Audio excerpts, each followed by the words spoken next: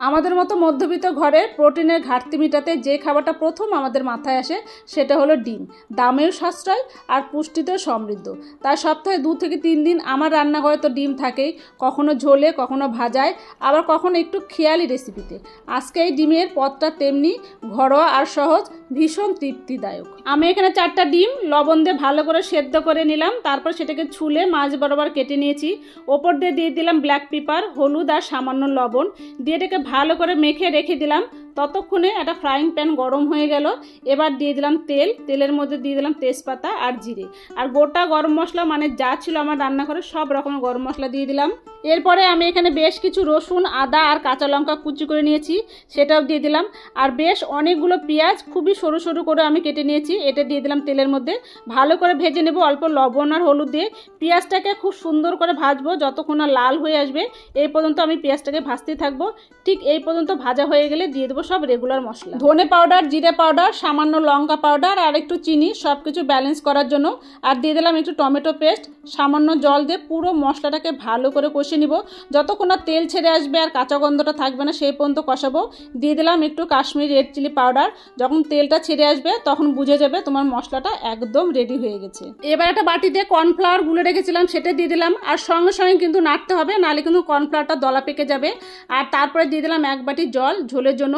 ঝোলটা যখন খুব ভালো ফুটে আসবে তখন আমি ডিমটা দিয়ে দেবো। ডিমগুলো প্রথমত উল্টো করে দেবে যেন কুসুমটা যেন খুলে না যায়, এই জন্য আমি এইভাবে দিয়ে দিলাম ঝোলটার মধ্যে। ঝোলটা এবার ভালো করে ফুটতে থাক। এটাকে আমি ঢাকাতে রেখে দেবো 5 মিনিটের জন্য, একদম লো হিটে। এর আগে আমি যতবার ডিমের রেসিপি শেয়ার করেছি তোমাদের ভালোবাসা পেয়েছি ভরপুর, এবারও পাবো সেই আশা করি।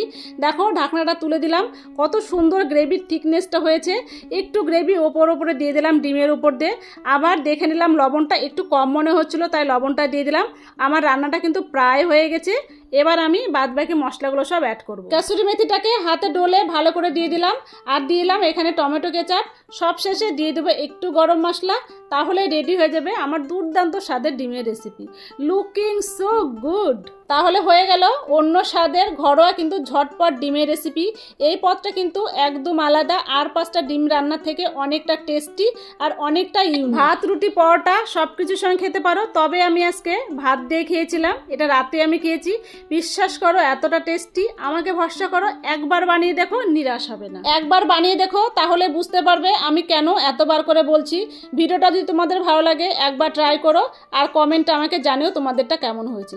ফেসবুক থেকে যদি তোমরা দেখে থাকো তাহলে আমার পেজটাকে ফলো করে দিও, আর ইউটিউব থেকে দেখলে আমার চ্যানেলটাকে সাবস্ক্রাইব করে পাশে রাখা বেল আইকনটি বাজিয়ে দিও, যেন নতুন রেসিপি সবার আগে তোমার কাছে পৌঁছায়।